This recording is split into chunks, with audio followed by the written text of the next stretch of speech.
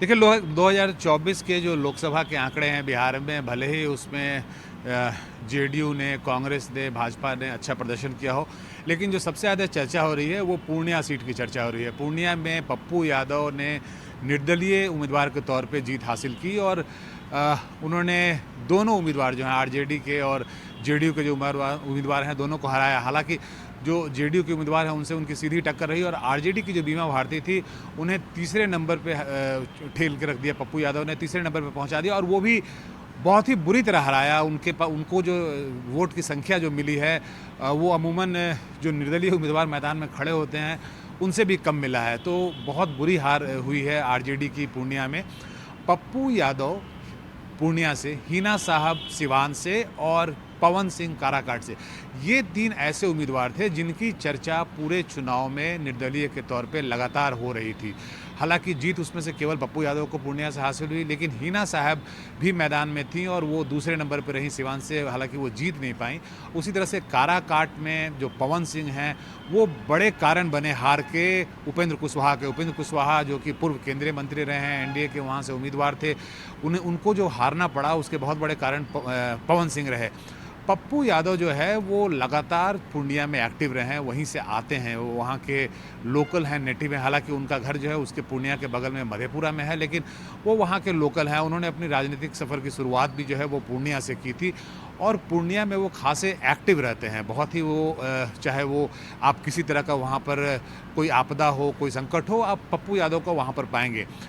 वो एक natural choice थे इंडिया अलायंस के लिए पूर्णिया से, लेकिन जो गड़बड़ हुई वो एक तरह से आप बोलें कि एक यादव ईगो की लड़ाई थी। उनकी मुलाकात हुई लालू यादव से और उसके बाद उन्होंने अपने पार्टी को कांग्रेस में मर्ज कर लिया, जिससे लालू यादव खासे नाराज़ हुए। लालू यादव का कहना था कि पप्पू यादव ने मुझसे मुलाकात की और मुझे बताया भी नहीं कि वो अगले दिन जो है वो अपनी पार्टी को कांग्रेस में मर्ज करने जा रहे हैं। और उसके बाद लालू यादव ने एक स्टैंड ले लिया। वो स्टैंड ये था कि किसी भी सूरत में वो टिकट जो है वो पप्पू यादव को नहीं देंगे और उन्होंने वो टिकट जो है खुद से अपने पास रख लिया। कांग्रेस को दिया ही नहीं वो सीट, पप्पू यादव को वो सीट ही नहीं दिया, पूर्णिया का सीट नहीं दिया, जिसके कारण से पप्पू यादव वहाँ से बेटिकट हो गए।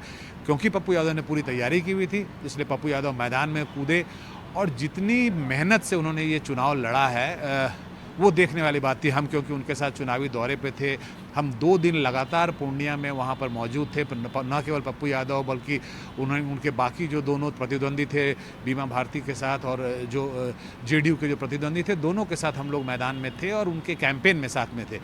पप्पू यादव ने बहुत मेहनत की, इसमें कोई शक नहीं है। और पप्पू यादव का जो सपोर्ट बेस था वो हम देख रहे थे कि वो कटिंग अक्रॉस कास्ट था, कटिंग अक्रॉस कास्ट था।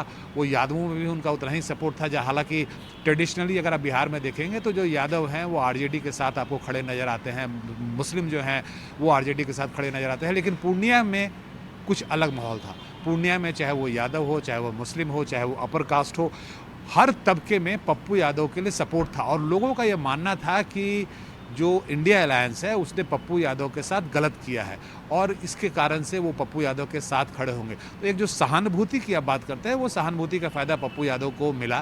पप्पू यादव वहाँ एक्टिव रहे, उसका भी उन्हें फ़ायदा मिला। प्लस उन्होंने चुनाव का जो मैनेजमेंट किया वो बहुत ही अच्छा मैनेजमेंट किया। हम लोगों ने देखा था कि किस तरह से पूरी टीम पप्पू यादव की वहाँ पर जाके डटी हुई थी। पूर्णिया में पटना से लगभग 200 लोगों की टीम वहाँ जाकर डटी हुई थी और पप्पू यादव अपने चुनाव प्रचार सुबह 8 बजे शुरू करते थे और रात में 2 बजे तक वो लगातार घूमते थे, रोज़ रोड शो करते थे। तो जितनी मेहनत शायद उन्होंने की, दूसरे कैंडिडेट्स ने मेहनत नहीं की, लेकिन उस मेहनत से ज़्यादा जो सहानुभूति की बात है, उस सहानुभूति का फ़ायदा पप्पू यादव को मिला और यही कारण है कि वो इकलौते उम्मीदवार बने पूर्णिया से जो निर्दलीय जीते हैं। और जब जीत की घोषणा हुई उसके बाद से वो वीडियो शायद अपने दर्शकों को हम दिखा सकें, पप्पू यादव फपक के रोने लगे। पप्पू यादव एक बच्चे की तरह रोने लगे और उन्होंने इतना ही कहा कैमरे पे कि ये पूर्णिया का कर्ज जो है ये मैं और मेरा परिवार कभी उतार नहीं पाएगा। तो हम ये उम्मीद करते हैं कि पप्पू यादव जिस तरीके से एक जुझारू नेता रहे हैं, ज़मीन पे काम करने वाले नेता रहे हैं, तो पूर्णिया के लिए वो एक अच्छे सांसद साबित होंगे। पप्पू यादव जाते किस तरफ हैं, क्या उन्हें एनडीए जो है वो अपनी ओर खींचने की कोशिश करेगी, क्या वो इंडिया गठबंधन में बने रहेंगे? अगर आप विचारधारा की बात करेंगे तो पप्पू यादव इंडिया अलायंस के ज़्यादा करीब नज़र आते हैं और उन्होंने इसके पूर्व में भी घोषणा की थी कि अगर वो जीतेंगे भी तो इंडिया अलायंस के साथ रहेंगे। लेकिन अभी माहौल बदला है, आंकड़ों की ज़रूरत हो सकती है कि बीजेपी और जो एनडीए अलायंस के जो लोग हैं वो डिसाइड करें कि कुछ और निर्दलियों को उसमें शामिल किया जाए, तो पप्पू यादव उसमें एक चेहरे हो सकते हैं। लेकिन कुल मिला के अभी वो निर्दलीय के तौर पे हैं सांसद और इंडिया अलायंस के साथ बने हुए हैं। पटना से प्रभाकर कुमार, NDTV।